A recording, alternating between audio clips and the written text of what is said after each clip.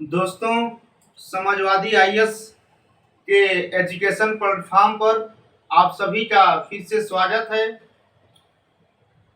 आज हम संस्कृत सब्जेक्ट के अंतर्गत उपसर्ग और अव्यय से संबंधित जो महत्वपूर्ण बातें हैं उसी के बारे में पढ़ेंगे। जैसा कि उपसर्ग और जो अव्यय चैप्टर है, ये परीक्षा की दृष्टि से बहुत ही महत्वपूर्ण है, जिनसे कम से कम एक या दो प्रश्न परीक्षा में पूछ ही लिए जाते हैं। तो आइए इसी के बारे में हम समझते हैं। देखिए, सबसे पहले हम बात करेंगे उपसर्ग की।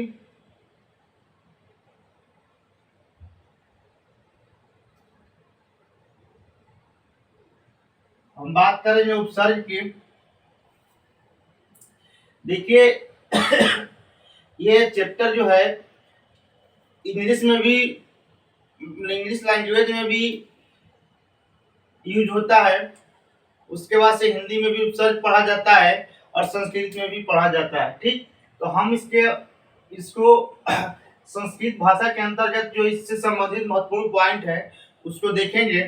तो हम उपसर्ग पे यदि हम सबसे पहले ये देख लें कि उपसर्ग को हम इंग्लिश में प्रीफिक्स के नाम से जानते हैं। प्रीफिक्स मीन्स क्या होता है? तो प्रीफिक्स मीन्स उपसर्ग होता है। उपसर्ग को इंग्लिश में क्या बोलते हैं? प्रीफिक्स बोलते हैं। यदि प्रीफिक्स को हम यदि तोड़ते हैं तो प्री और फिक्स मीन्स यहाँ फिक्स हो जाएगा, यानी प्री माने पहले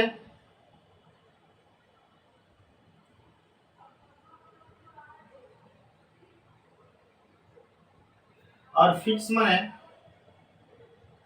फिक्स यानी लगना, यानी पहले लगने से संबंधित है ये अर्थ। उसके बाद से हम यदि हिंदी में देखें तो उपसर्ग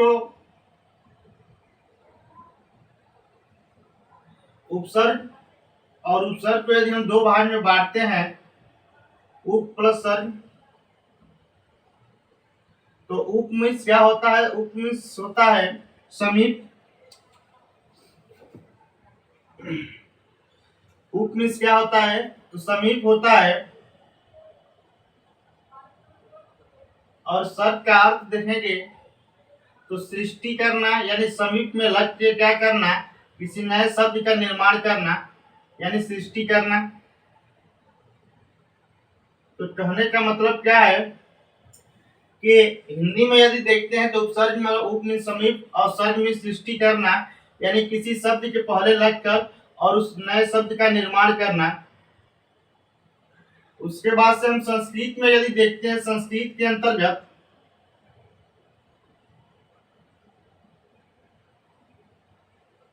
उपसर्ग, तो उपसर्ग जो है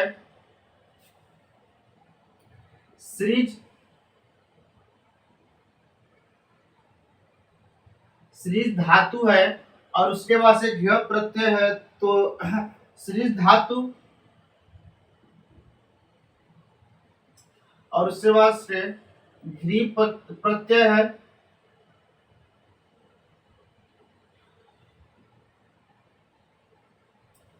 घ्री प्रत्यय है। इस दोनों के द्वारा उपसर्ग शब्द निर्मित होता है।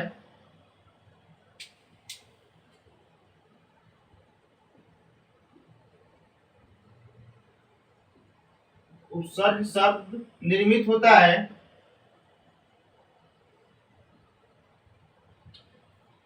और उपसर्ग का अर्थ क्या होता है कि जिसका अर्थ है जो समीप रखे जाए। जिसका अर्थ होता है उपसर्ग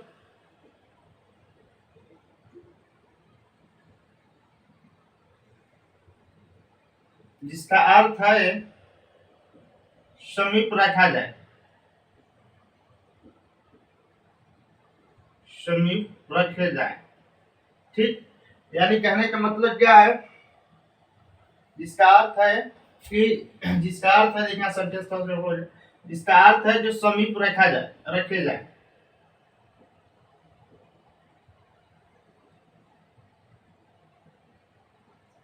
देखिए हम बात कर लेंगे यहाँ पे। देखिए इंग्लिश में जब हम उपसर्ग को प्रीफिक्स कहते हैं और प्रीफिक्स, तो इस प्रीफिक्स को हम जब दो भागों में तोड़ते हैं तो प्री मीन्स पहले और फिक्स में लगना होता है, यानी जो पहले लगता है उसे क्या बोलते हैं, हम उपसर्ग बोलते हैं, यानी इंग्लिश में उसे हम प्रीफिक्स कहते हैं। उसके बाद से हम देखेंगे यहाँ पे हिंदी में जब उपसर्ग की बात करेंगे तो इसे दो भागों में तोड़ते हैं, उप माने समीप और सर्ग में सृष्टि करना यानी निर्माण करना, यानी जो पहले लगकर किसी नए शब्द का निर्माण करता है उसे क्या बोलते हैं, उपसर्ग कहते हैं। लेकिन जब संस्कृत में हम बात करेंगे तो ये सृज धातु प्लस घ प्रत्यय के लगने से सृज धातु प्लस घ प्रत्यय के द्वारा उपसर्ग शब्द का निर्माण होता है। किसका निर्माण होता है, तो उपसर्ग शब्द का निर्माण होता है। और इस शब्द का अर्थ क्या होता है, जिसका अर्थ है, उपसर्ग का क्या अर्थ होता है, तो उपसर्ग का जिसका अर्थ है जो समीप रखा जाए, यानी समीप रखे जाने वाले जो क्या बोलते हैं, उपसर्ग कहते हैं। तो इसके बाद से हम बात करेंगे इसकी परिभाषा की कि जो समीप रखे जाएं, अर्थात यहाँ पे हम क्या कर सकते हैं, अर्थात जो धातुओं के समीप रखे जाते हैं, जो धातुओं के समीप क्या होते हैं, रखे जाते हैं, जो धातुओं के समीप रखे जाते हैं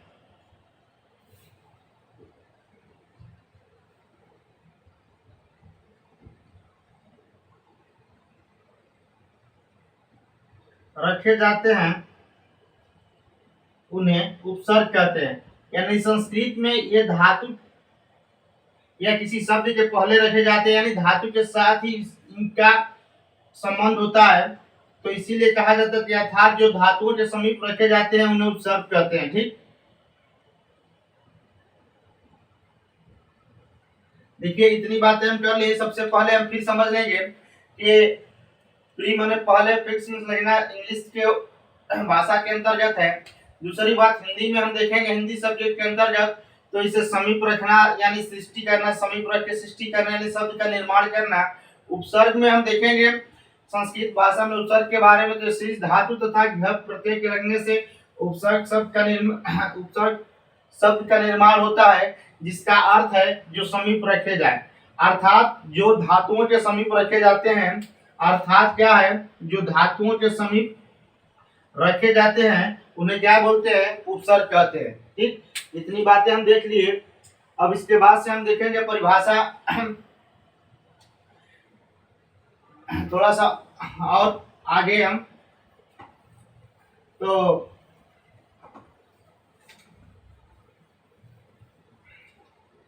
बात करेंगे यहाँ पे उपसर्ग।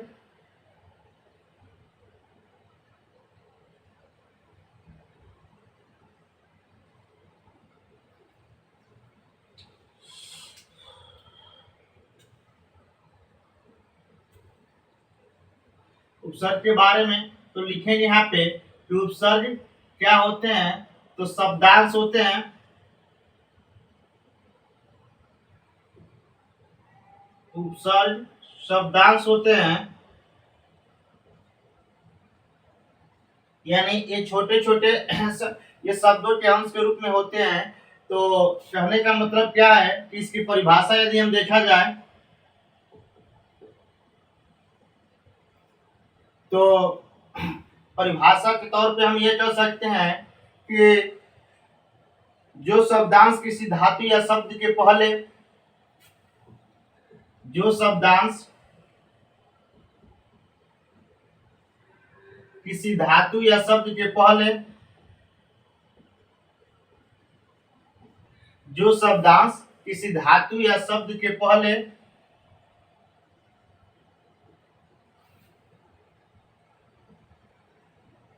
जो शब्दांश किसी धातु या शब्द के पहले जुड़कर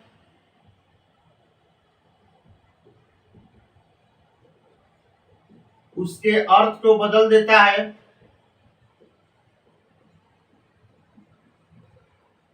उसके अर्थ को क्या करता है, उसके अर्थ को बदल देता है,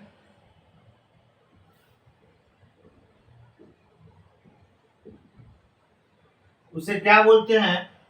जो शब्दांश किसी धातु या शब्द के पहले जुड़कर उसके अर्थ को बदल देता है उसे उपसर्ग कहते हैं, उसे उपसर्ग कहते हैं।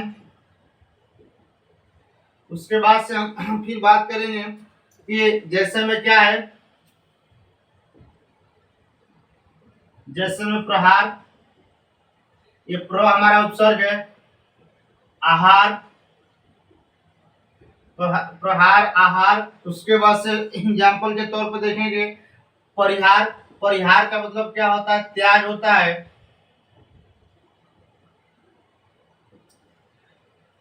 यानी कहने का मतलब कि आहार का मतलब भोजन, प्रहार में चोट हो जाएगा।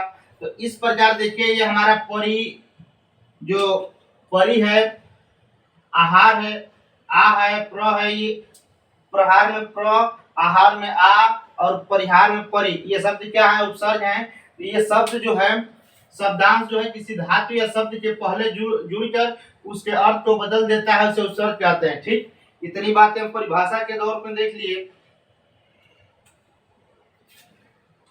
फिर उससे हम संबंधित कुछ पॉइंट हैं, इसको भी देखेंगे कि उपसर्ग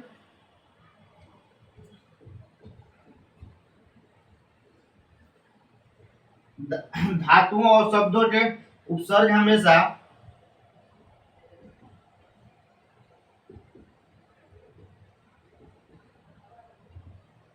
धातुओं और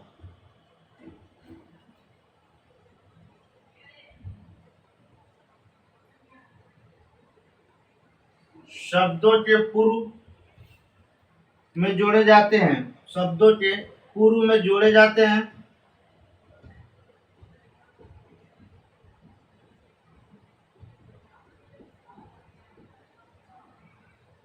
अब उपसर्ग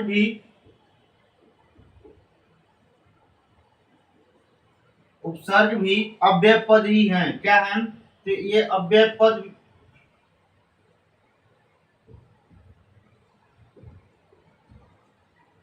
उपसर्ग क्या होते हैं? तो देखिए दूसरी लाइन कहने का मतलब क्या है कि उपसर्ग हमेशा धातुओं और शब्दों के पूर्व में जोड़े जाते हैं। और सबसे महत्वपूर्ण बात क्या है कि उपसर्ग भी क्या होते हैं?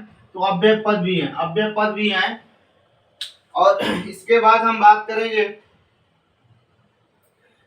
नेक्स्ट पॉइंट की। तो इसे देखेंगे हम,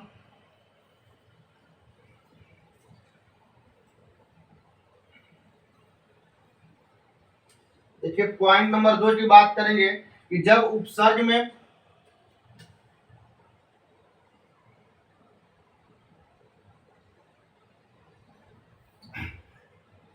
जब तक इन 22, देखिए संस्कृत में उपसर्गों की संख्या कितनी होती है? तो संस्कृत में उपसर्गों की संख्या जो होती है वो 22 होती है। ठीक, तो उसी चीज को हम कहते हैं क्या कि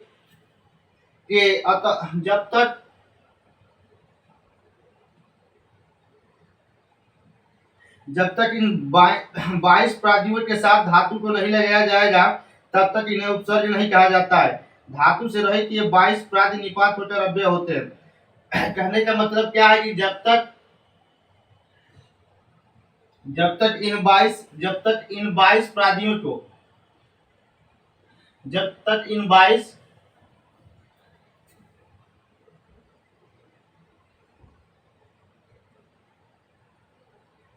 को धातु के साथ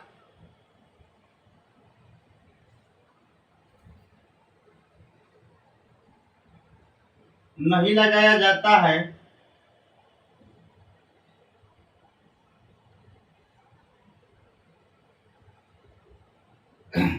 नहीं लगाया जाता है, नहीं लगाया चाहिए भी कह सकते हैं, नहीं लगाया जाएगा तब तक तब तक यह उपसर्ग नहीं कहलाएगा, तब तक इन्हें उपसर्ग नहीं कहते हैं।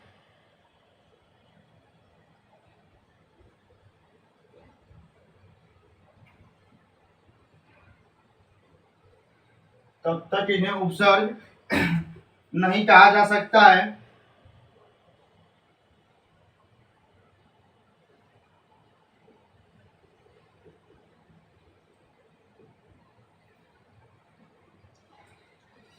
कहा जा सकता है धातु से रहित ये 22 निपात अव्यय होते हैं। धातु से रहित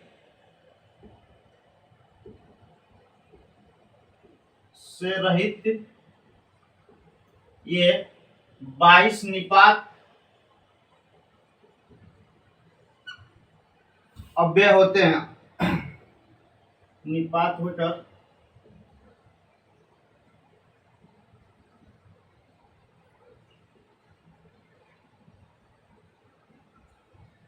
अव्यय होते हैं। कहने का मतलब देखिए इस लाइन का क्या है कि जो जितने भी जैसे क्या है कि संस्कृत में 22 उपसर्ग हैं, 22 उपसर्ग हैं। प्र है, प्रा है, सम है, अव है, अपि है।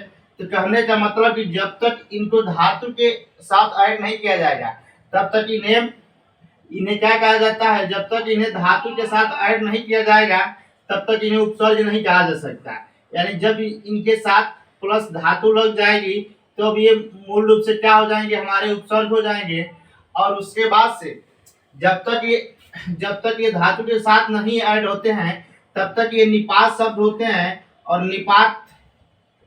निपात क्या होते हैं, तो निपात शब्द क्या होते हैं, तो निपात शब्द होते हैं जो वो अव्यय होते हैं। ठीक, तो यही कहने का इस लाइन का मतलब है कि जब तक इन 22 प्रादियों को धातु के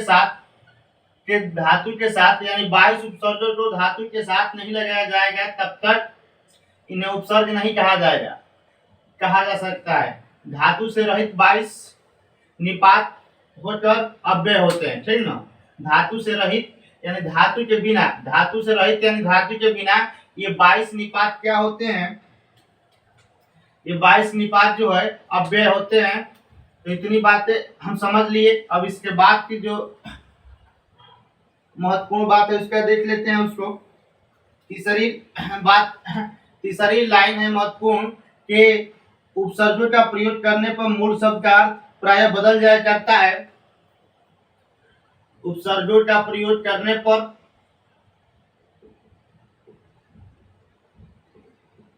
उपसर्गों का प्रयोग करने पर उपसर्गों का प्रयोग करने पर मूल शब्द का अर्थ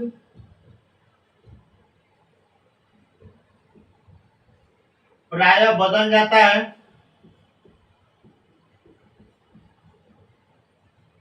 उपसर्गों का प्रयोग करने पर मूल शब्द का जो अर्थ होता है वो प्राय क्या होता है, बदल जाया करता है,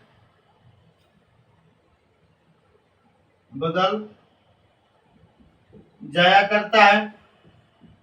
इसलिए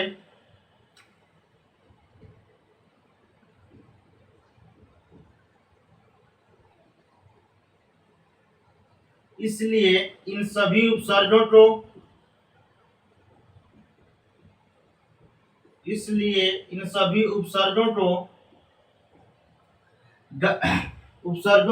गति भी कहा जाता है। इन उपसर्गों को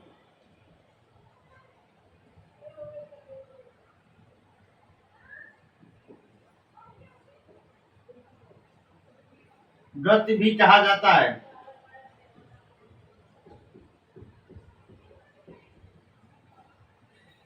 उसके बाद से तीसरी लाइन चौथी लाइन हम समझेंगे। तो चौथी लाइन में देखेंगे कि धातु और उपसर्ग के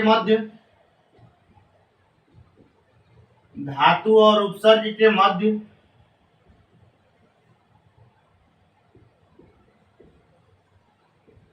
के मध्य संधि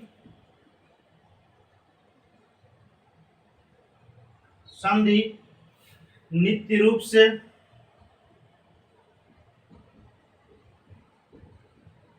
धातु और उपसर्ग के मध्य संधि नित्य रूप से होता है।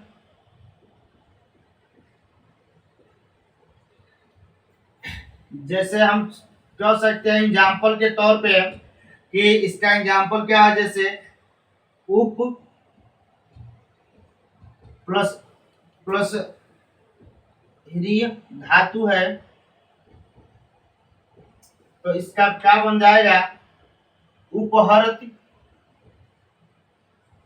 फिर उसके बाद से यदि जैसे में हम देख लेंगे उद प्लस भू धातु है तो उद्भवती।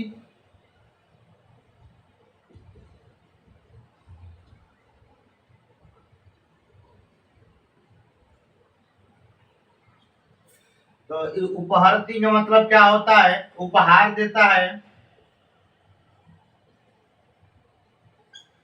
और उद्भवती का मतलब तो उत्पन्न होता है।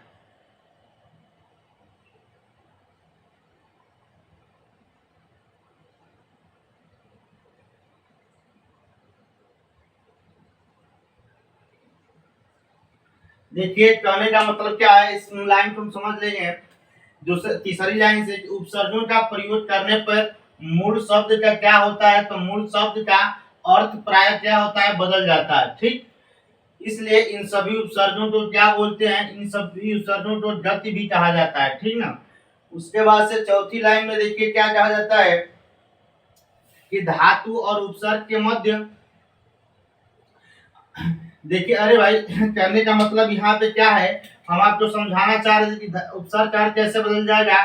कि देखिए प्र है उपसर्ग और उसके बाद से हार मिस क्या होता है, माला होता है। सॉरी, हाँ, हार मिस माला होता है। तो हार मिस माला हो जाए तो प्र और हार जुटेगा तो यहाँ यहाँ पे क्या हो जाएगा, प्रहार हो जाएगा। और प्रहार मिस क्या हो जाएगा, यहाँ पे चोट हो जाएगा। तो चोट हो जाएगा तो कहने का मतलब क्या है कि इनका जो हार था माला का, अब इसका अर्थ बदल गया। अब इसका सेंस बदल जाने की वजह से यहाँ पे क्या हो गया, तो प्र प्लस हार मिलके प्रहार यानी चोट। अब ये चोट का भाव प्रतीत कर रहा है। तो यहाँ पे यही इस लाइन का कहने का उद्देश्य है कि उपसर्गों का प्रयोग करने पे मूल शब्द का अर्थ प्राय बदल जाया करता है। और इन सभी उपसर्गों को क्या कहते हैं, तो गति कहा जाता है। इन उपसर्गों को गति यानी कहने का मतलब क्या है, एक एक मोशन हो रहा है, मतलब एक एक शब्द से नए शब्द का निर्माण हो रहा है। तो इसलिए इस शब्दों को क्या बोलते हैं, उपसर्गों को क्या बोलते हैं, उपसर्गों की वजह से इस शब्द में परिवर्तन हो रहा है यानी गति हो रही है। इसलिए इन उपसर्गों को क्या बोलते हैं, गति भी कहा जाता है। फिर उसके बाद से नेक्स्ट हम लाइन में कहेंगे कि धातु धातु और उपसर्ग के मध्य संधि नित्य रूप से होती है। धातु और उपसर्ग के मध्य संधि भी होती है, यानी जो धातु हो या शब्द हो उसके पहले जब उपसर्ग का यूज होता है तो वहाँ नित्य रूप से क्या होता है, संधि होता है। नित्य रूप से संधि होता है। तो यही लाइन लिखा हुआ है कि धातु और उपसर्ग के मध्य संधि नित्य रूप से होता है। अर्थात उप उप और हीरी धातु है। उप प्लस, तो उप यहाँ पे हमारा उपसर्ग है, उपसर्ग के बाद धातु है।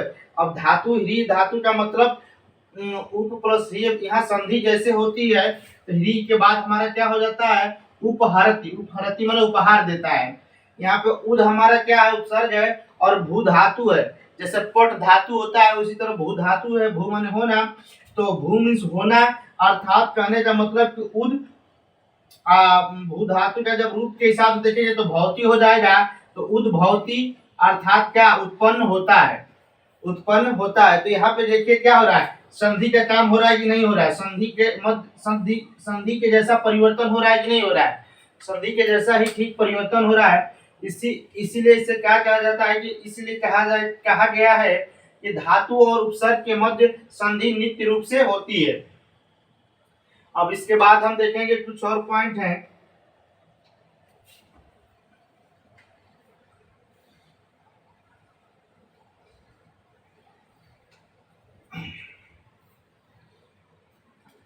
देखिए चार, एक दो तीन चार, पांचवा पॉइंट हम देखेंगे यहाँ पे कि धातु से पहले एक से ज्यादा उपसर्ग होते हैं। ये भी धातु से पहले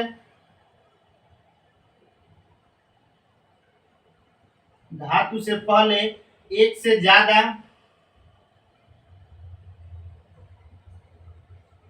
ज्यादा उपसर्ग होते हैं।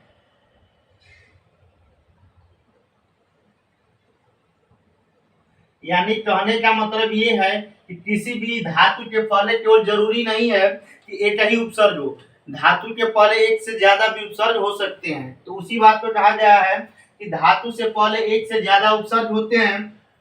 उपसर्ग यहाँ पे इस सेंटेंस को ऐसे लिख लेंगे कि धातु से पहले एक से ज्यादा भी उपसर्ग हो सकते हैं, ज्यादा उपसर्ग भी हो सकते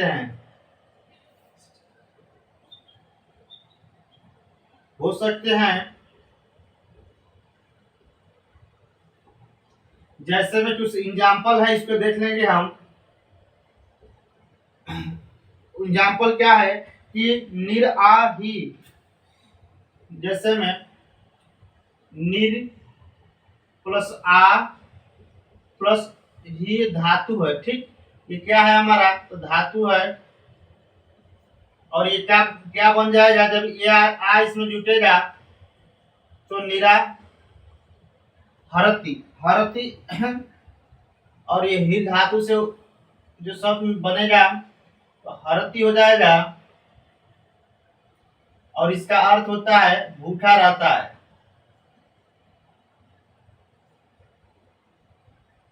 देखिए कहने का मतलब क्या है, कहने का मतलब यही है कि ही धातु है, धातु के पहले निर और आ दोनों क्या है, तो दोनों उपसर्ग हैं, ठीक ना। तो कभी कभी ये भी कंडीशन होता है कि धातु से पहले दो दो उपसर्ग का यूज होता है, ठीक। उसके बाद से हम एक और यदि एग्जाम्पल देखेंगे तो यहाँ पे है वी अप दिस, तो यहाँ पे ये शब्द बनेगा व्यप दसती दिसती। यानी क्या होता है, व्यप दिसती माने बहाना बनाना होता है, बहाना बनाना होता है।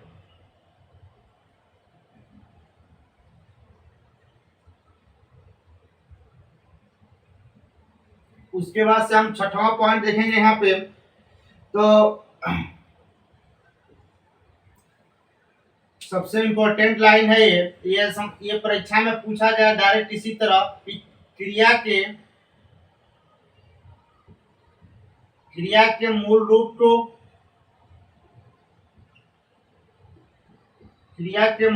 को धातु कहा जाता है। क्या कहा जाता है, तो क्रिया के मूल रूप को धातु कहा जाता है।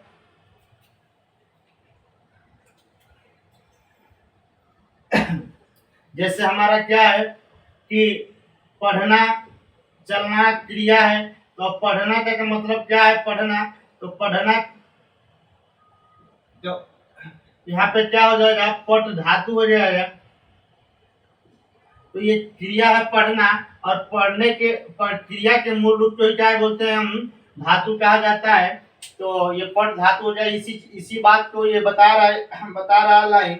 उसके बाद से कहने का मतलब अब नेक्स्ट पॉइंट हम देखेंगे 7वें नंबर पे, तो धातु के साथ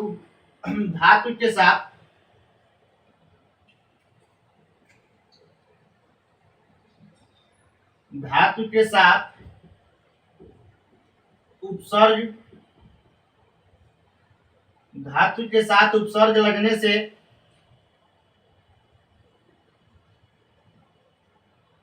उपसर्ग के जुड़ने से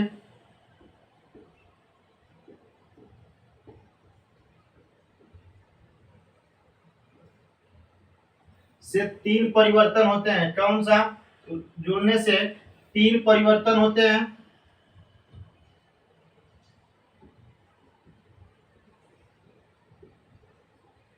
तो धातु के साथ जब उपसर्ग जुड़ते हैं तो तीन परिवर्तन होते हैं। इसमें पहला कौन सा परिवर्तन होता है, इसे देख लेते हैं पहले नंबर पे कि क्रिया का अर्थ बिल्कुल बदल जाता है।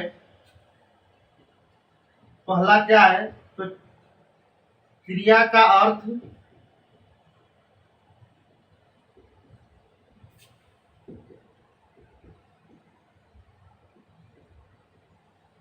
बिल्कुल बदल जाता है।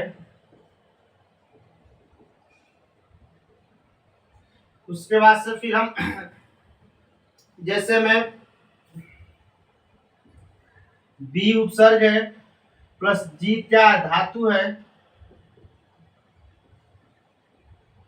और ये क्या बनता है, विजयते। विजयते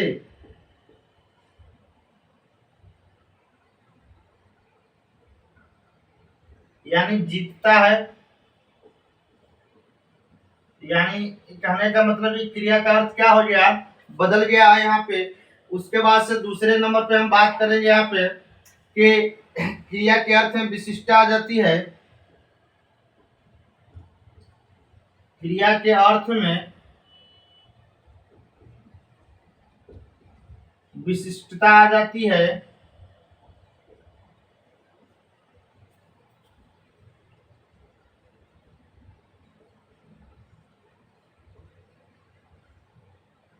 जैसे गच्छति का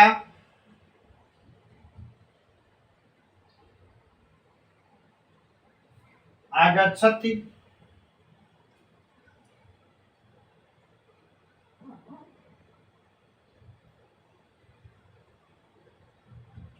अनुगच्छति, आगच्छति का अनुगच्छति। उसके बाद से अपनोति का अपनोति का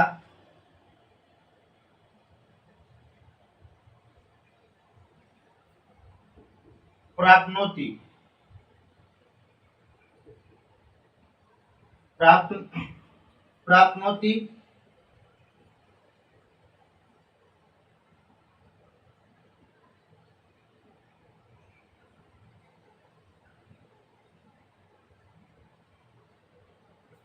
उसके बाद से सी नंबर पे हम बात करेंगे तीसरे में कि देखिए यही यही दो देखिए यहाँ पे दो समझ लीजिए। पहले कि धातु से पहले एक से ज्यादा उपसर्ग, धातु से पहले एक से ज्यादा उपसर्ग भी हो सकते हैं, एक से ज्यादा उपसर्ग भी हो सकते हैं। जैसे में निर आ, यहाँ पे क्या है, दो उपसर्ग हैं। यहाँ पे वी और अब दो उपसर्ग है। उसके बाद से छठवें नंबर पे क्या है, क्रिया के मूल रूप को क्या बोलते हैं, तो धातु कहा जाता है। उसके बाद से जैसे पट या पट धातु है या पढ़ना क्रिया है। उसके बाद से धातु के साथ उपसर्ग के जुड़ने से, धातु के साथ उपसर्ग के जुड़ने से तीन परिवर्तन होते हैं। जुड़ने से कितने परिवर्तन, तीन परिवर्तन होते हैं। क्या क्या, तो क्रिया का अर्थ क्या हो जाता है, बिल्कुल क्या हो जाता है, बदल जाता है। उसके बाद से क्रिया के अर्थ में क्या हो जाती है, तो विशिष्टता आ जाती है। क्रिया के अर्थ में विशिष्टता आ जाती है, विशिष्टता आ जाती है। इतनी बातें महत्वपूर्ण थी। अब हम बात करेंगे यहाँ पे कि उपसर्गों के योग से कहीं कहीं देखिए 57 नंबर 8वें नंबर पे हम बात कर लेंगे। हम केवल कंसेप्ट को समझेंगे। संस्कृत यदि आपको थोड़ा सा भी आती है तो आप केवल कंसेप्ट के माध्यम से प्रश्नों को आसानी से हल कर सकते हैं। इसीलिए हम विशेषकर कंसेप्ट पर फोकस कर रहे हैं कि कंसेप्ट यदि आपका तैयार है तो आप प्रश्नों को बना लेंगे। तो 8वें नंबर पे हम बात करेंगे यहाँ पे कि उपसर्गों के योग से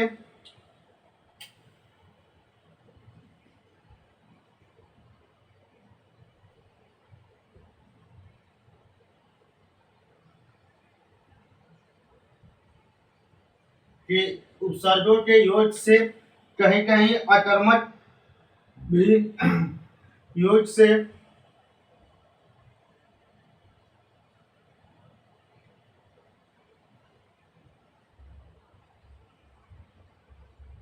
कहीं कहीं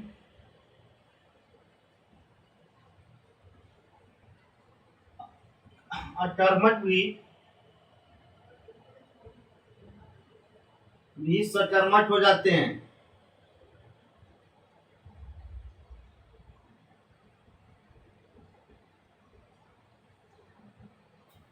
देखिए कहने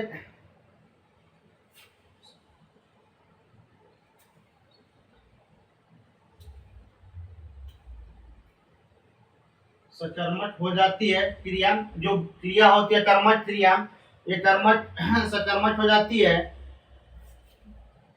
देखिए सॉरी, उपसर्ग के ये सेंटेंस देखिए, यहाँ पे क्या लिखा है कि उपसर्गों के योग से कहीं कहीं अकर्मक, जहाँ पे कर्म न हो वहां पे ये उपसर्ग लगने के बाद, वहां पे उपसर्गों का प्रयोग होने के बाद वो अकर्मक के बाद सकर्मक हो जाते हैं, सकर्मक का भाव पैदा करते हैं। जैसे में क्या है, जैसे में हम देख लेते हैं भू, भू अर्थात भूति, भूति धातु क्या है, अकर्मक है। भू धातु क्या है, अकर्मक है, ये अपने साथ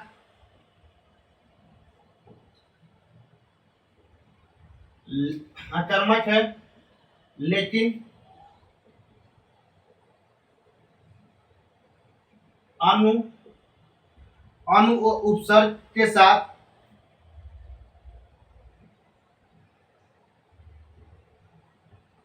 अनुपसर्ग के साथ जब ये जुड़ेगा तो क्या हो जाएगा,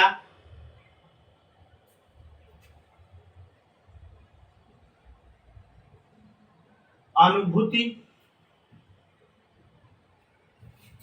अनुभूति सकर्मक क्रिया हो जाती है।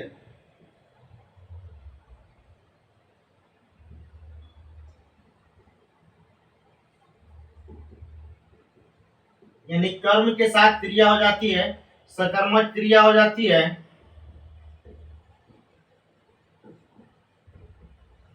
तो यही कहने का इस लाइन का सेंस है कि उपसर्गों के योग से, उपसर्गों के किसके योग से कहीं कहीं अकर्मक भी क्या हो जाते हैं, तो सकर्मक हो जाता है। जैसे भू धातु अकर्मक है, लेकिन जब अनु उपसर्ग यहाँ पे लग गया है तो अनुभूति हो गया है, अनुभूति, अनुभूति यानी क्या हो जाए, अनुभूति मन होना, यानी सकर्मक क्रिया बन गई है, ठीक ना। इसके बाद से हम देखेंगे कि संस्कृत में 9वां पॉइंट,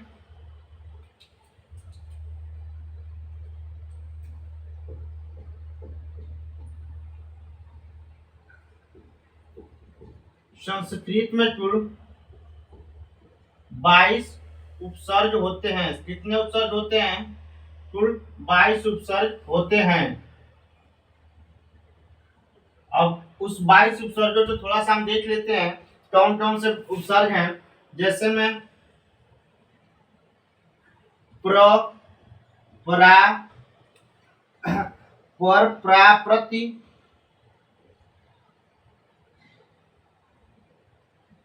प्र, प्रा, उसके बाद से एक मिनट, प्र, प्रा, प्रति, परि, उसके बाद से अप, अव, अनु,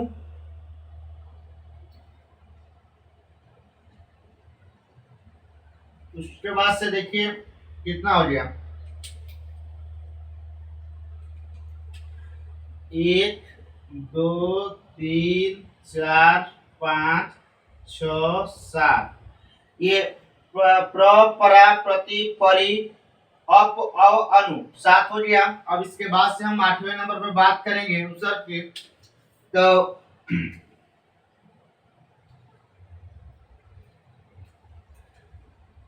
अपि, अधि, अपि, अधि, अति,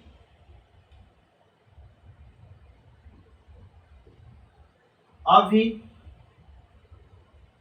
अधि के बाद क्या है आंग, आंग के बाद क्या है उत, और उत के बाद क्या है उप। देखिए इतने उपसर्ग इसको भी देख लेते हैं कि 8वें नंबर पे अपि, 9वें नंबर पे अधि, 10वें अति, 11वें पे अभि, 12वें पे अंड, 13वें पे उति और 14वें पे क्या है उप है। तो हमारे 14 उपसर्ग हो गए। अब इसके बाद हम देखेंगे तो इसके बाद जो उपसर्ग हैं उनका नाम है समसु, सम सु, वी नी, समसु वी नी, निस,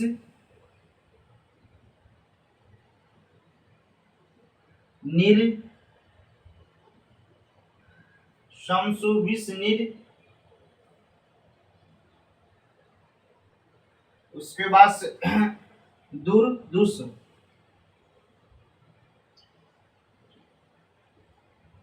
दूर दुस। देखिए 14 के बाद हम 15 नंबर पे देखेंगे उत्तर कौन सा है सम, 16 के बाद सु, 17 वी, 18 नी, 19 निस, 20 नीर और 21 क्या है दूर और 22 क्या है दुस।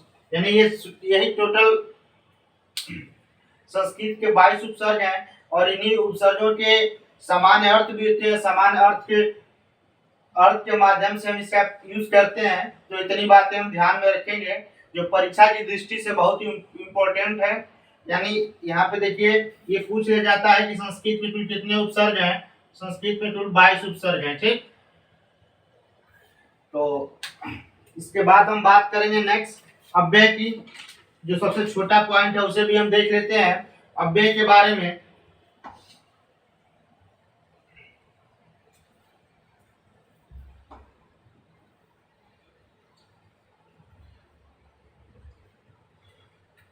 देखिए अव्यय, अव्यय जो हम तोड़ेंगे हिंदी में देखेंगे, हिंदी के अंतर्गत तो इसको जब हम तोड़ेंगे तो क्या बनेगा अ प्लस व्यय, अ प्लस व्यय, अ प्लस व्यय। और इस अ प्लस व्यय तो अ का क्या अर्थ होता है, अ का अर्थ होता है नहीं।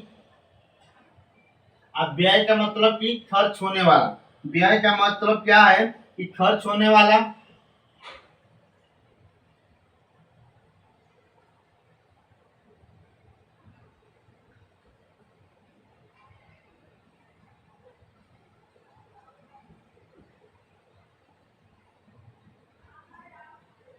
यानी कहने का मतलब कि क्या है कि जो खर्च न होने वाला अर्थात जो इसका लिंग वचन कारक के आधार लिंग जिसके ऊपर लिंग वचन कारक का कोई प्रभाव नहीं पड़ता है, जिसमें जिन शब्दों में कोई परिवर्तन नहीं होता है उसे हम क्या बोलते हैं अव्यय बोलते हैं।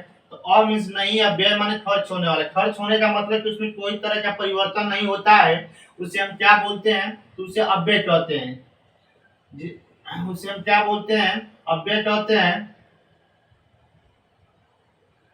अब इसके बाद से हम बात करेंगे संस्कृत में। तो संस्कृत में इसे क्या कहा गया है, संस्कृत में इसी चीज पे कहा गया है कि व्ययम न व्ययम, न व्ययम इति अव्ययम, न व्ययम इति अव्ययम। यानी जो व्यय नहीं होता है वही क्या होता है अव्यय होता है। जो व्यय नहीं होता है वही क्या होता है अव्यय होता है। तो ये संस्कृत में इसकी परिभाषा दी गई है कि नव्यम इति अव्ययम। ये संस्कृत में इसकी परिभाषा है। लेकिन इसे हम सामान्य तौर पर परिभाषा के रूप में देखा जाए तो परिभाषा में देख कह सकते हैं कि स्वर आदि शब्द तथा निपात आदि शब्द अव्यय कहलाते हैं। यानी स्वर आदि शब्द तथा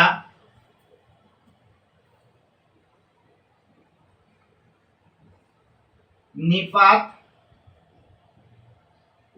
आदि शब्द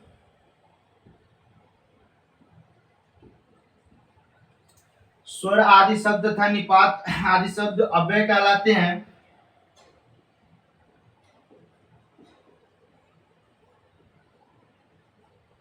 अर्थात अर्थात जो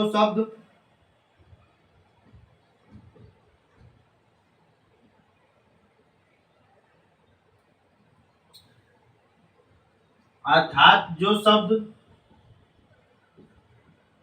तीनों लिंगों पुल्लिंग स्त्रीलिंग और नपुंसकलिंग तीनों लिंगों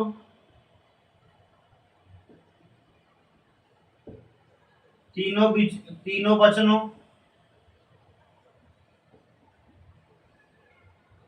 तथा सभी विभक्तियों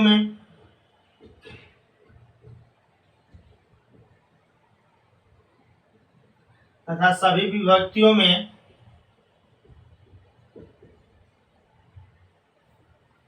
एक समान होता है, सभी विभक्तियों में समान रहता है।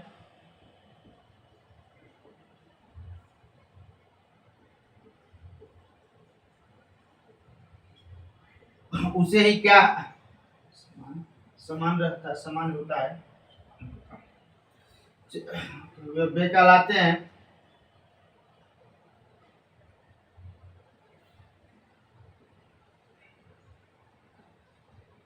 अव्यय कहलाता है।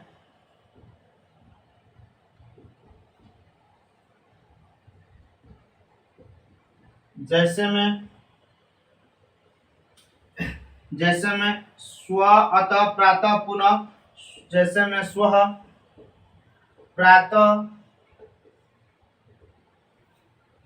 पुनः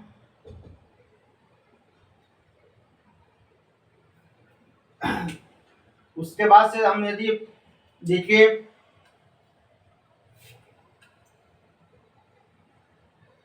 इतनी बातें हम समझ लेते हैं पहले कि अव्यय यानी अव्यय के जब हम तोड़ेंगे तो अ प्लस व्यय नहीं व्यय माने खर्च होने वाला, तो जिसका खर्च न होने वाला शब्द अर्थात उसमें परिवर्तन न हो उस शब्द में, उसे क्या बोलते हैं? अव्यय कहते हैं। संस्कृत में उसी चीज को बताया गया है कि न अव्ययम इति अव्ययम, यानी जो व्यय न हो उसी को क्या बोलते हैं? अव्यय कहते हैं। परिभाषा के तौर पे हम देखेंगे कि स्वर आदि शब्द तथा निपात शब्द जो होते हैं वो अव्यय कहलाते हैं।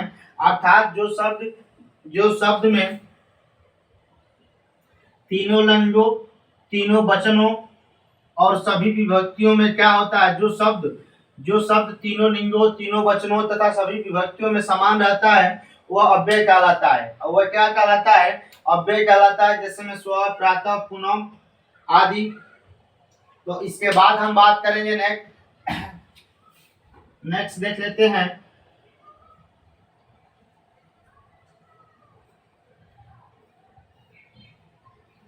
कि अव्यय शब्द थोड़ा सा एक परिभाषा के तौर पे ये भी देख लेते हैं हम कि अव्यय शब्द अव्यय वे शब्द होते हैं जिनके ऊपर अव्यय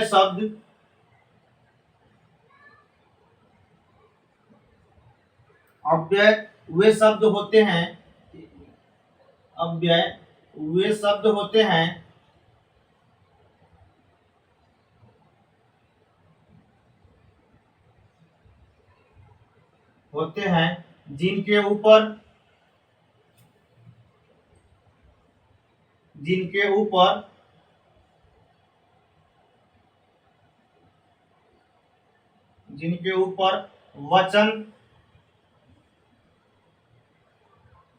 जिनके ऊपर वचन काल कारक, जिनके ऊपर वचन कारक तथा काल का प्रभाव नहीं पड़ता है, काल का प्रभाव नहीं पड़ता है।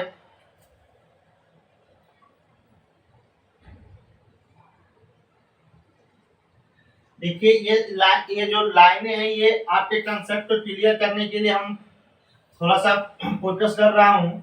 यानी कहने का मतलब कि अव्यय वे शब्द होते हैं जिनके ऊपर वचन, कारक तथा काल का प्रभाव नहीं पड़ता है, अर्थात वे परिवर्तनशील नहीं होते। अर्थात अव्यय क्या होते हैं? परिवर्तनशील नहीं। देखिए लाइन बहुत इंपॉर्टेंट है। अर्थात अर्थात वे परिवर्तनशील नहीं होते हैं,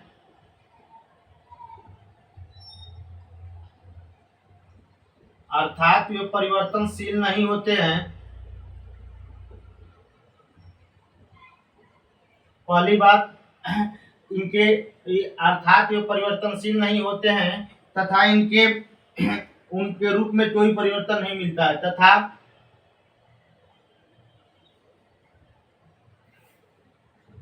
तथा उनके रूप में कोई परिवर्तन नहीं मिलता है।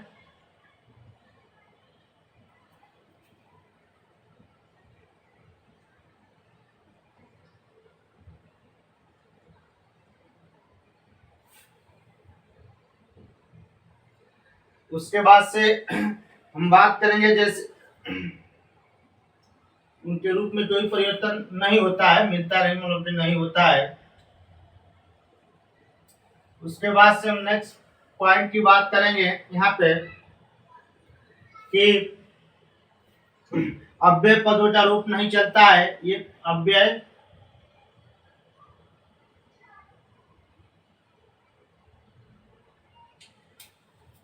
अव्यय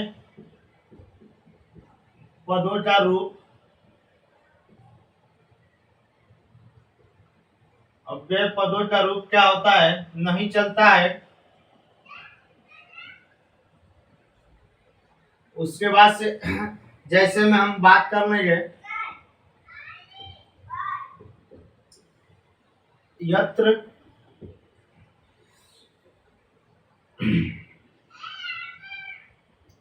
जैसे में अत्र, यथा, यथा उसके बाद से कुत्र, कदा,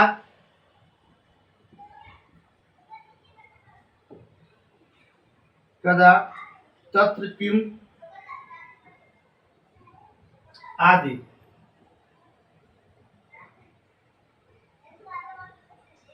उसके बाद से हम बात करेंगे नेक्स्ट पॉइंट के, तो अव्ययी भाव समास। अव्ययी भाव समास भी अव्यय होता है, यानी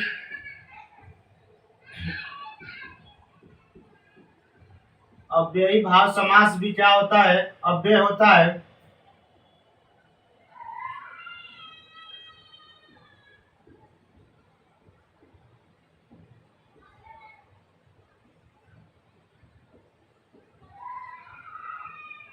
अव्ययी भाव समास भी अव्यय होता है। जैसे में क्या है? यथाशक्ति, जैसे में यथाशक्ति,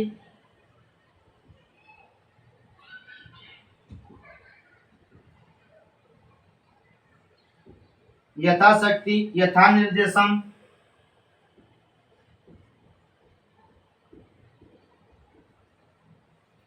उप उपजंडयम,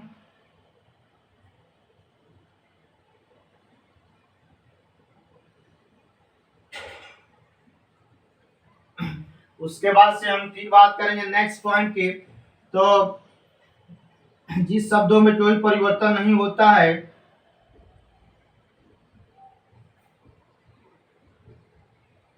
जिस शब्दों में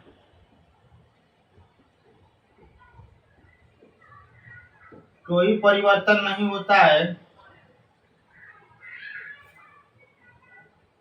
जिन शब्दों में कोई परिवर्तन नहीं होता है,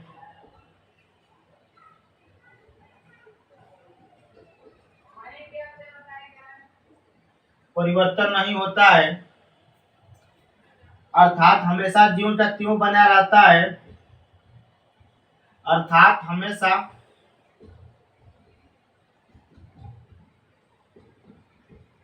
ज्यों का त्यों बना रहता है, का त्यों यथावत ज्यों का त्यों यथावत स्थिति में रहता है,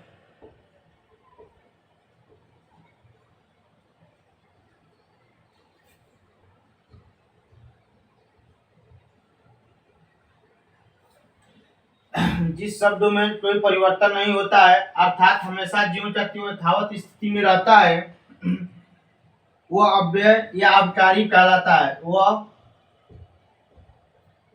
अव्यय अर्थात अविकारी पद कहलाता है।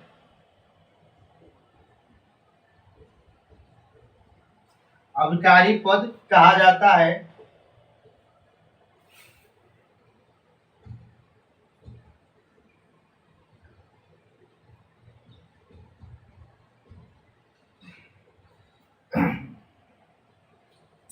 इसके अंतर्गत इसके चार भाग हैं। सबसे पहला क्या है? क्रिया विशेषण। उसके बाद से क्या है?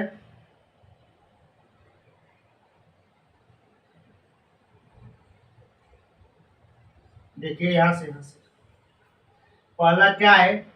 क्रिया विशेषण।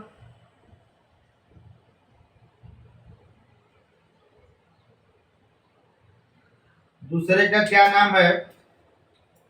संबंध समुच्चय बोधक अव्यय, या दूसरे का नाम है संबंध बोधक अव्यय।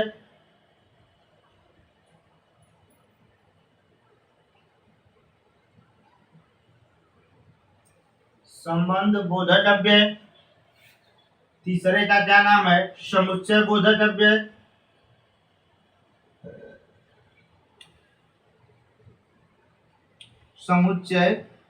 समुच्चय बोधक अव्यय।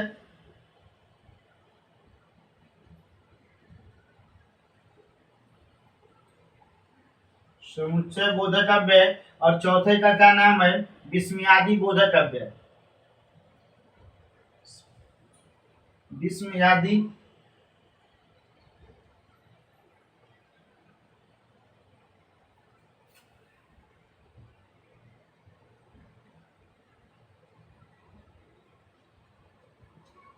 देखिए इस चीज को हम एक बार रिपीट कर लेते हैं कि हमने बताया कि अव्यय वह शब्द होते हैं जिनके ऊपर क्या होता है? वचन, कारक तथा काल का कोई प्रभाव नहीं पड़ता है। ठीक, उसके बाद से अर्थात वे क्या होते हैं? वे परिवर्तनशील नहीं होते। कैसा नहीं होते हैं? तो ये परिवर्तनशील नहीं होते हैं तथा इनके रूप में कोई परिवर्तन नहीं होता है। इतनी बातें हम समझ लिए। इसके बाद से नेक्स्ट लाइन है कि अव्यय पदों का रूप नहीं चलता है। ये सबसे इंपॉर्टेंट है। अव्यय पदों का क्या होता है? तो रूप नहीं चलता है। उसके बाद से जैसे में यत्र, यथा, कुत्र, कदा, तत्र, किम। उसके बाद से अव्ययी भाव समास भी क्या होता है? अव्ययी भाव समास अव्यय होता है।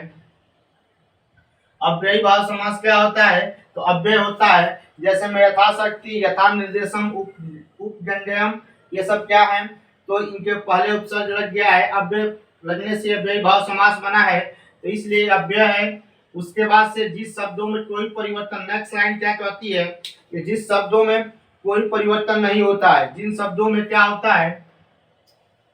कोई परिवर्तन नहीं होता है, अर्थात हमेशा ज्यों का त्यों यथावत स्थिति में रहता है, उसे क्या बोलते हैं? वह अव्यय या अविकारी पद कहलाता है। अब अविकारी पद के बारे में हम आपसे बताए हैं कि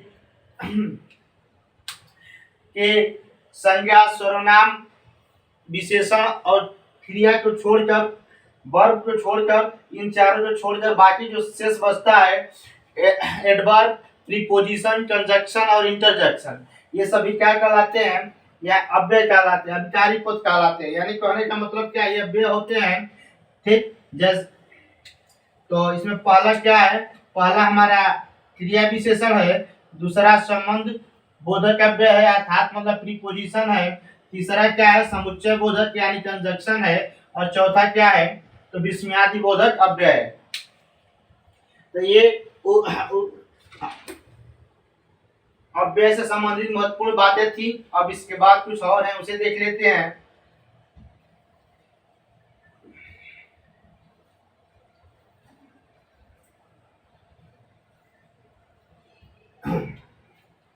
यहाँ पे हम बात करेंगे लेकिन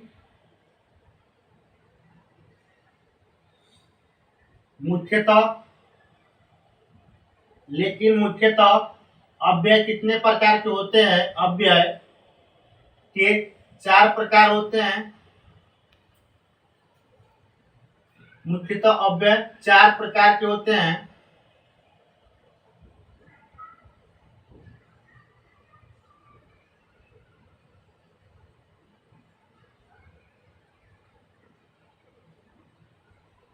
मुख्यतः अव्यय 4 प्रकार के होते हैं, जिसमें हम पहला देखेंगे तो पहला क्या होता है,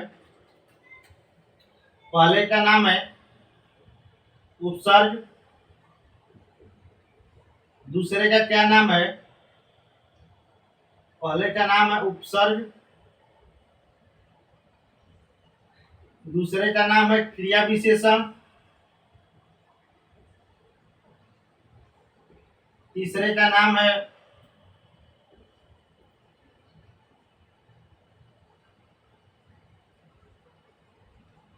समुच्चय बोधक अव्यय,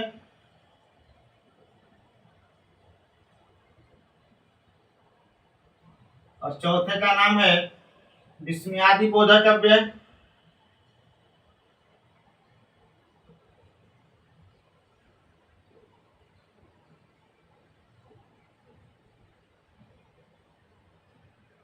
जैसा कि हम अव्यय उपसर्ग के बारे में तो पढ़ लिए हैं, अब इसके बाद हम बात करेंगे इन चारों भेदों के बारे में। देखिए इसमें संबंध बोधक अव्यय भी होता है, तो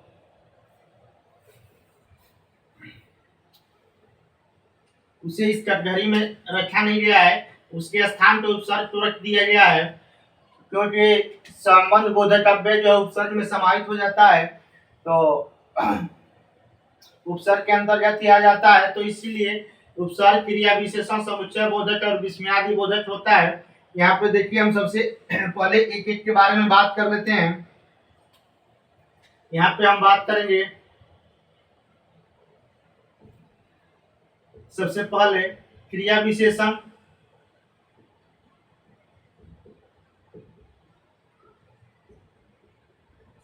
के बारे में, तो इसकी परिभाषा होती है कि वह शब्द जो क्रिया की विशेषता को बतलाता है, क्रिया की विशेषता को बतलाता है,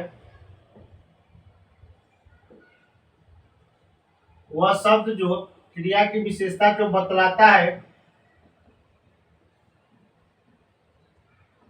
उसे क्या बोलते हैं, उसे क्रिया विशेषण कहते हैं।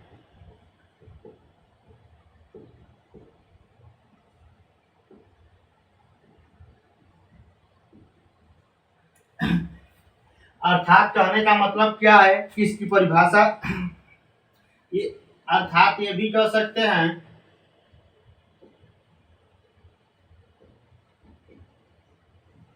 अर्थात जो शब्द क्रिया के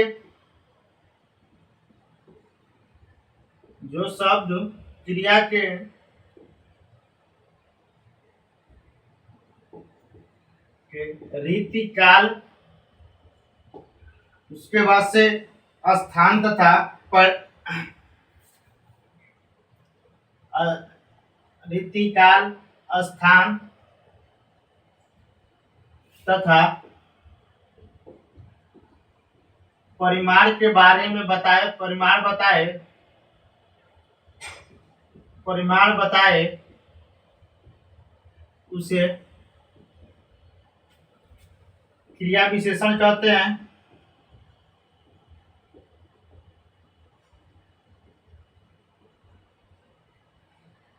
देखिए, कहने का मतलब क्या है कि अर्थ के आधार पर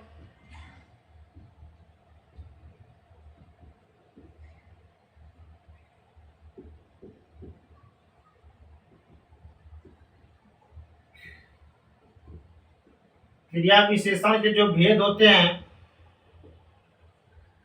ये संस्कृत में यूज होते हैं। जैसे में पहला क्या है, जैसे में कालवाचक, कालवाचक अव्यय, उसके बाद से स्थानवाचक अव्यय,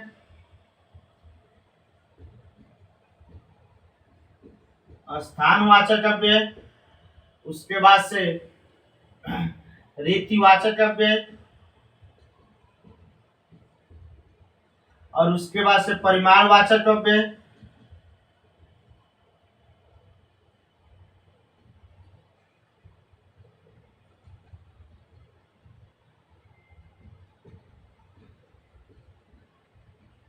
और उसके बाद से क्या है, प्रश्नवाचक अव्यय भी आते हैं। इसी के अंतर्गत प्रश्नवाचक अव्यय भी आते हैं। तो ये सब क्रिया विशेषण के भेद हैं। यानी कहने का मतलब क्या है कि अव्यय मुख्यतः चार रूप से, चार अव्यय के मुख्यतः चार प्रकार होते हैं: उपसर्ग, क्रिया विशेषण, समुच्चय बोधक और विस्मयादि बोधक। जो संबंध बोधक है वो उपसर्ग के अंतर्गत ही आ जाता है। क्रिया विशेषण की परिभाषा है कि वह शब्द जो क्रिया की विशेषता जो बतलाता है उसे हम क्या बोलते हैं, क्रिया विशेषण कहते हैं। अर्थात जो शब्द क्रिया के रीति, काल, स्थान तथा परिमाण के बारे में बताए उसे क्या बोलते हैं, क्रिया विशेषण कहते हैं। इसके आधार पर क्रिया विशेषण के जो भेद होते हैं वही है कालवाचक अव्यय, स्थानवाचक, रीतिवाचक, परिमाणवाचक और प्रश्नवाचक अव्यय हैं। इसी के आधार पर हम जब प्रैक्टिस करेंगे तो देखेंगे हमको तमाम तरह के क्वेश्चन मिलेंगे और उसमें हम पहचानेंगे कि कौन सा किस प्रकार का अव्यय है, क्रिया विशेषण अव्यय है कि विस्मयादि बोधक अव्यय है, कैसा अव्यय है।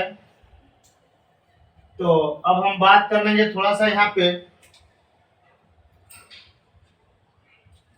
समुच्चय बोधक अव्यय के बारे में।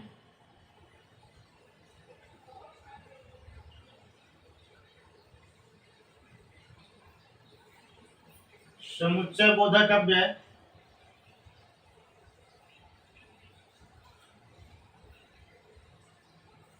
समुच्चय बोधक अव्यय जो अव्यय शब्द, पदों या वाक्यों को जोड़ने का काम करते हैं। इसकी परिभाषा है कि जो शब्द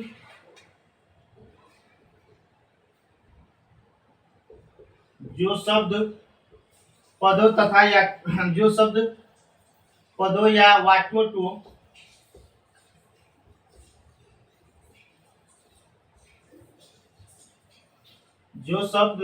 पदों तथा वाक्यों को जोड़ने का कार्य करते हैं।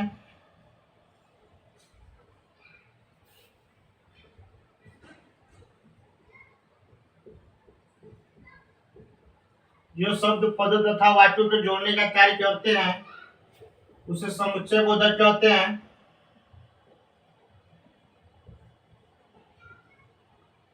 समुच्चय बोधक अव्यय कहते हैं।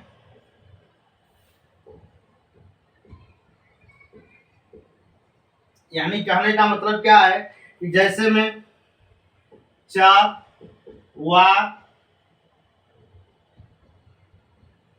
च व अपि आदि, च व अपि यदि, ही आदि शब्द क्या है, ये समुच्चय बोधक अव्यय है। उसके बाद से यत, अत,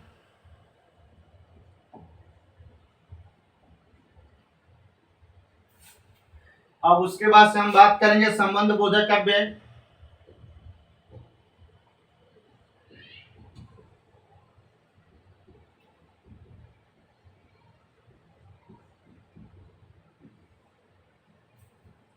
इसकी परिभाषा में कहें जो शब्द वाक्य के अंतर्गत लिख लेंगे कि जो शब्द वाक्य के अंतर्गत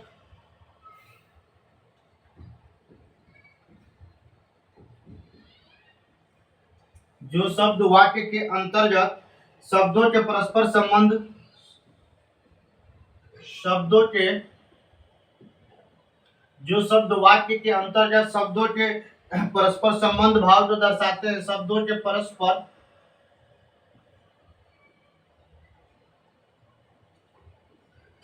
संबंध भाव को दर्शाते हैं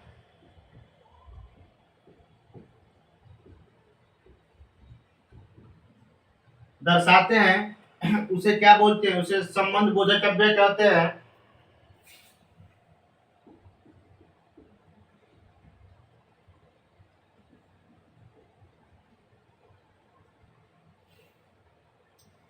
अब कहने का मतलब क्या है कि जैसे में अब युगपत मतलब क्या होता है? साथ साथ। तो युगपत शब्द जब आएगा तो यहाँ पे क्या हो जाए, ये शब्द जब यूज हो जाए युगपत संस्कृत में, तो ये हमारा क्या हो जाएगा? संबंध बोधक अव्यय हो जाएगा। उसके बाद से यावत है, यावत मतलब जब तक।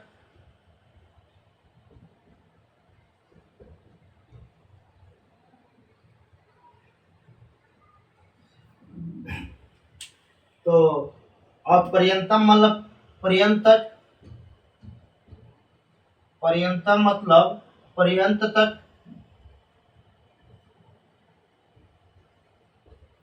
इस प्रकार हम देख लेंगे कि समुच्चय बोधक जो शब्द पदों या वाक्यों को क्या करते हैं? तो जोड़ने का कार्य करते हैं, जोड़ने का कार्य करते हैं, उसे क्या बोलते हैं? समुच्चय बोधक। जैसे में क्या है?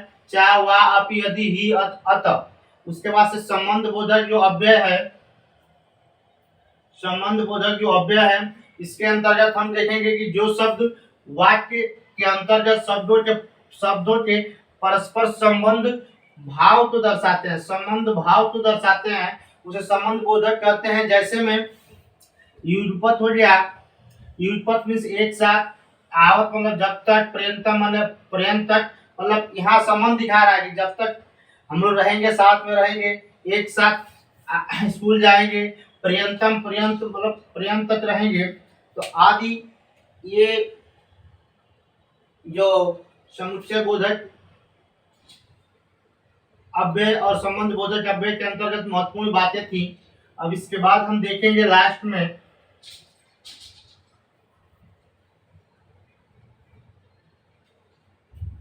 विस्मयादि बोधक अव्यय। तो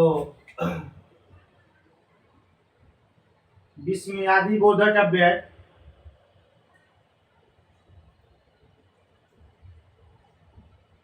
और विस्मयादि बोधक अव्यय में जो विस्मय सूचक शब्द होते हैं उसी का यूज होता है। यानी जो शब्द, इसकी परिभाषा के तौर पर देखेंगे तो जो शब्द विस्मय, निराशा, विस्मय, निराशा, घृणा, आश्चर्य, निराशा, घृणा, आश्चर्य,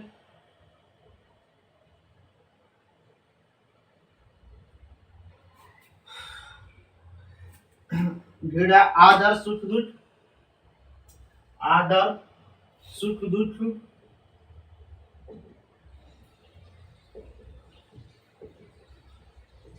सुख दुख, उसके बाद से आदर, आदर के बाद हम बात करेंगे हर्ष, विवाद, हर्ष में खुशी, विवाद आदि का भाव प्रकट करता हो, आदि भावों को व्यक्त करते हैं।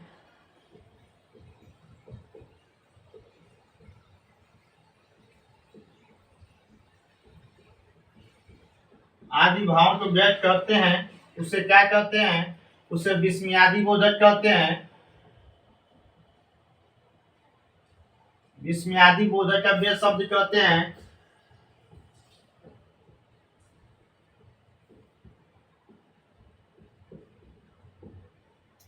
जैसे में क्या है कि देखिए, जैसे में समझ लीजिए, हाय, तो कहने का मतलब क्या है कि जो शब्द विस्मय, निराशा, घृणा, आश्चर्य, सुख, दुख, आदर, हर्ष, विवाद आदि शब्दों आदि भाव को क्या करता है, व्यक्त करता है, उसे हम क्या कहते हैं, विस्मयादि बोधक कहते हैं। और कुछ प्रमुख रूप से क्या है, तो प्रमुख रूप से अव्यय पद है, प्रमुख रूप से अव्यय पद है जिसे हम देख लेंगे, जिनका परीक्षा में डायरेक्ट यूज होता है। तो उसमें पूछ लिया जाता है कौन सा इसमें अव्यय पद है। तो अव्यय पद जैसे में क्या है कि सदा, सर्वत्र, सदा, सर्वत्र, उसके बाद से प्रतिदिनम, सदा, सर्वत्र, प्रतिदिनम, उसके बाद से यदा तदा, यदा तदा, अत्र तत्र स्व, अत्र तत्र स्व मतलब आने वाला कल, स्व, उसके बाद से अदैव प्रातः, स्व, पुत्र एवं अदैव, उसके बाद से कथम, प्रातः, यथाशक्ति,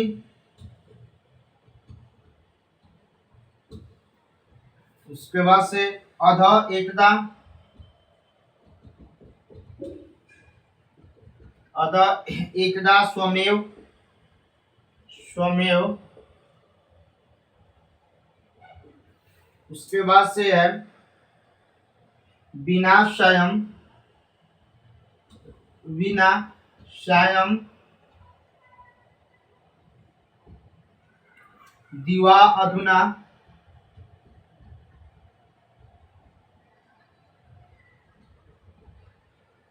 उभयत, उभयत, उसके बाद से अचिरम, अचिरम। देखिए विस्मयादि बोधक के अंतर्गत जो शब्द विस्मय, निराशा, घृणा, आश्चर्य, सुख, दुख, आदर, हर्ष और विवाद आदि के भाव को जो बताता है, जैसे हाय हो गया, तो ये विस्मयादि बोधक अव्यय कहलाते हैं। उसके बाद से प्रमुख अव्यय पद जो होते हैं, जैसे में प्रमुख अव्यय पद जो डायरेक्ट जो प्रमुख रूप से परीक्षा में दिया रहता है, जैसे सदा हो गया, सर्वत्र हो गया, प्रतिदिनम हो गया, अत्र तत्र, उसके बाद से एवं, अदैव, कथम, प्रयात, प्रातः, यथाशक्ति, एकदा, स्वमेव, स्वयं, दिवा, अधुना आदि ये शब्द क्या होते हैं, अव्यय पद लगा के प्रश्न पूछ ले जाते हैं। और ये पूछा जाता है कि इसमें कौन सा अव्यय पद है उसे बताना पड़ता है। तो जितना कंसेप्ट था अव्यय पद से संबंधित और उपसर्ग में जितनी भी बातें महत्वपूर्ण थी उसके कंसेप्ट के बारे में हम अच्छी तरह से फोकस किया हूँ, बताया हूँ आपको। यदि आप इसको एक बार अच्छी तरह से रिवीजन कर लेंगे तो आपको प्रैक्टिस में दिए हुए चाहे पेपर में आए हुए सभी प्रश्नों को बनाने में आसानी होगी। तो आज के लिए इस क्लास को यहीं समाप्त करते हैं। धन्यवाद।